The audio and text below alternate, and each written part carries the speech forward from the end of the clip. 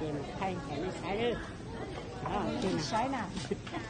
để cho thịt than quay rồi mà ồ nó nào cũng tôi chị lợi bé ta tỏ con ta lên nó sữa xa tại có một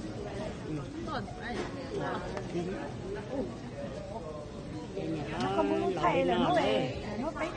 nó phải thay có thay á nó không có chia có thay khỏi sao là những cái khổ này nó không thành nó nhớ là chỉ hết tại mò chị nó có một chị một lò sữa lẩu này lót cá cái chim đấy chứ nó nên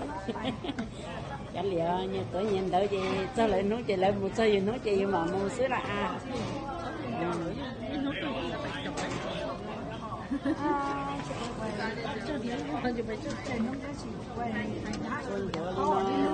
cái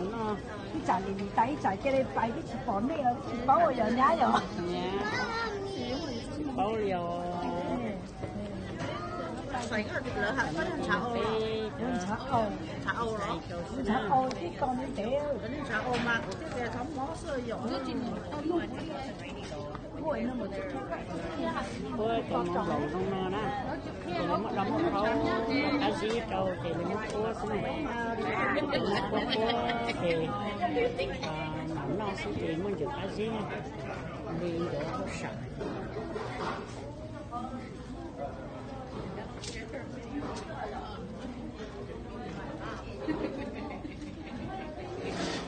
cái gì gì thì nó sẽ hay chắc là nó có con này nó rồi cho các chị con này nó luôn trên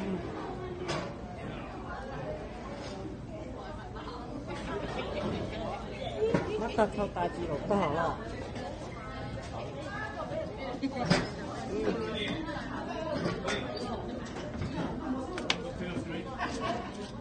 and then I'll go home to wait for Shelly. Oh wait, we can't. We have to go together. We only have one car.